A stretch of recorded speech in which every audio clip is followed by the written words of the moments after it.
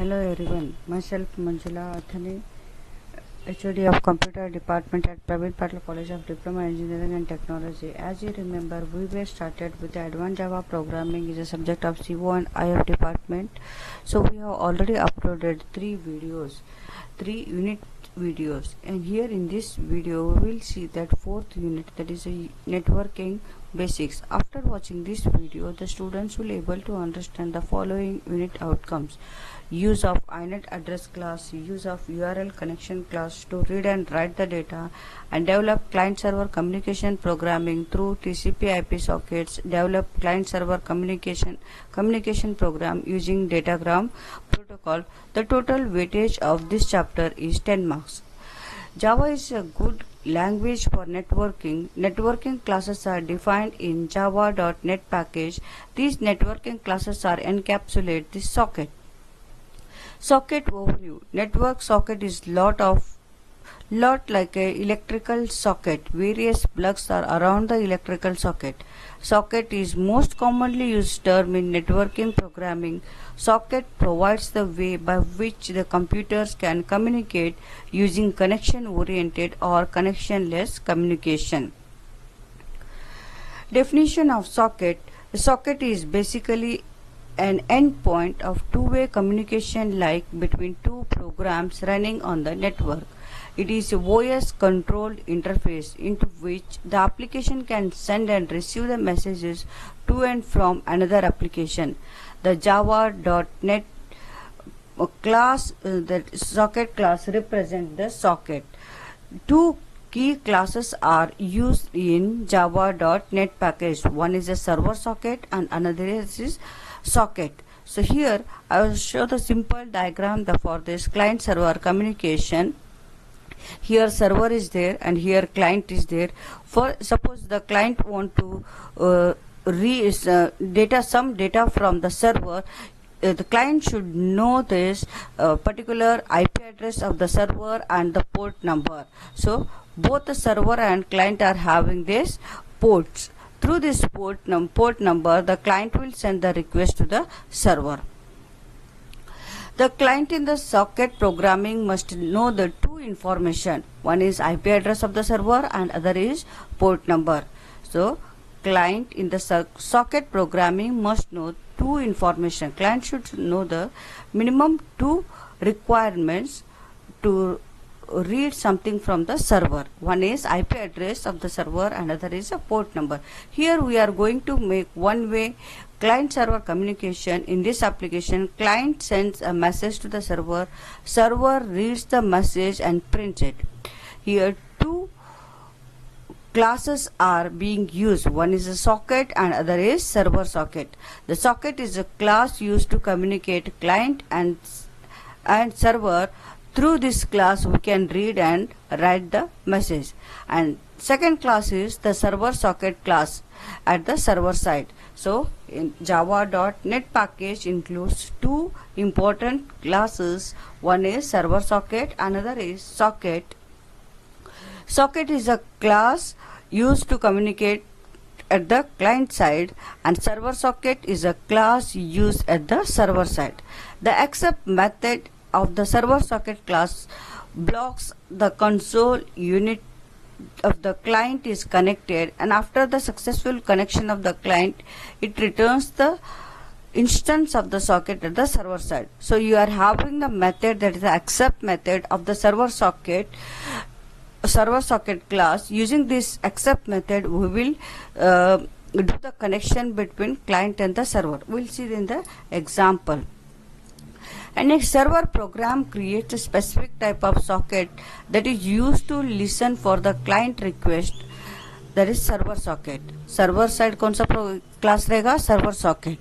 In this case, a connection request or the program creates a new socket through which it will exchange the data with the client using input and output stream. So here below example it is shown. Server socket can be created with a port number. Server socket object, that is SS, equals new server socket, and you are providing the port number.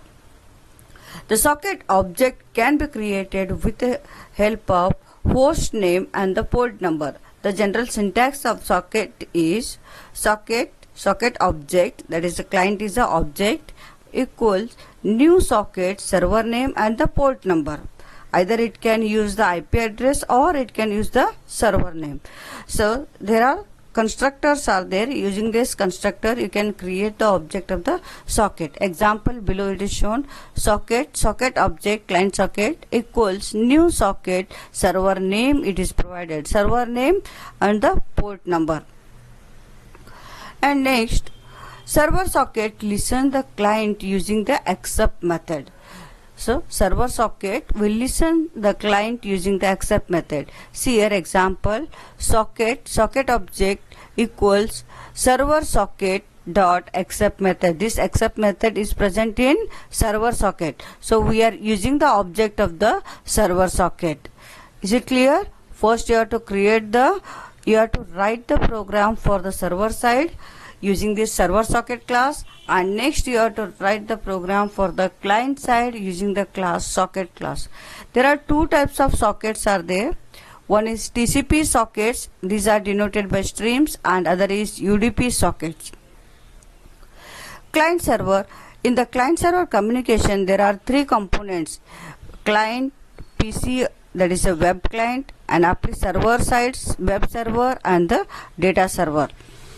Working, the client PC or the web client submit the request for the desired web page to the web server. The client will send the request to the desired page. In the Google you are searching for some information. For that you have to, what you have to doing, which information you want you are typing and send the request to the server. And after that what happens? The work of the server is distributed among the application servers and the database servers. The application server processes the required communication functions. So server will distributed among the servers. There are n number of servers. One is the application server, another is the database servers. So it will send the request to the send the processes.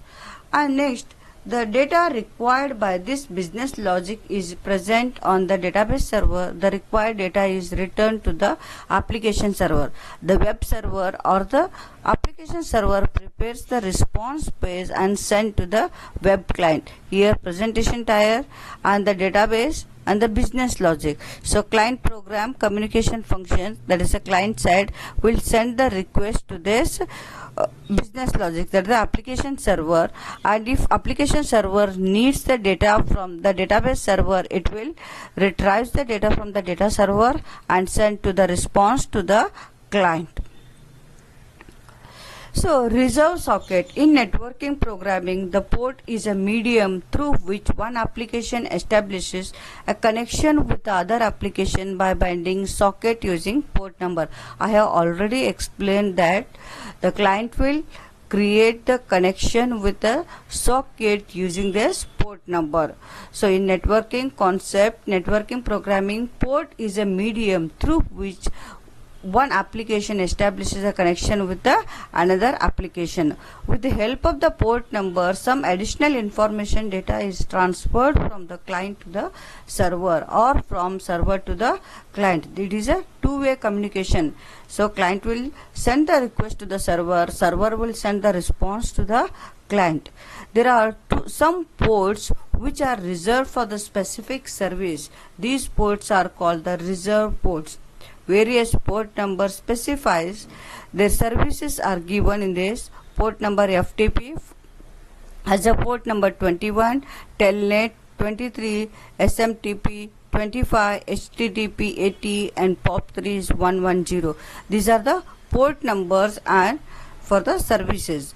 And user level processes or the services generally use the port numbers are greater than 10. Topic is proxy server. What is proxy server? Proxy server is a server that sits between the client application and the real server. It intercepts all the requests to the real server to see if it can fulfill the request itself. If not, it forwards the request to the real server. We will see in the example we are having the example. So how this proxy server works. So what is the use of this one using this proxy server? It improves the performance by catching the information, and proxy server is also used for security purpose to understand the concept of catching consideration. We'll see the example here by seeing this below diagram. Suppose there are two users X and Y user X and user Y. User Y. Uh, These two users are access the World Wide Web through this proxy server. Here is a remote server is there. These two users are accessing the data from the remote server. So the first user X requests a certain web page which will call, that is page 1. Suppose this user X requesting for the page 1, and sometimes later user Y requests the same page. Instead of forwarding the request to the web server where the page 1 resides. Suppose this page 1 is reside in this remote server. So second time when the user Y accessing the same page, in that time uh, what happens? The response will send to the user Y. See, instead of forwarding the request to the web server where the page 1 resides, which can be time consuming operation, the proxy server simply returns the page 1 that is already fetched by the user X. Since the proxy server is often on the same network as the user, this is a much faster operation.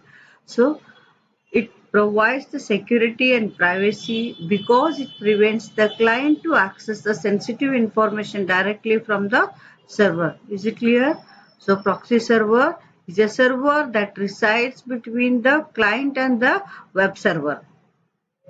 So when the certain user requesting for the request for the web server, so second time when the same request come, instead of going to the web server, it directly from the cache memory, it directly send the response to the second user. It is not time consuming. Is it clear?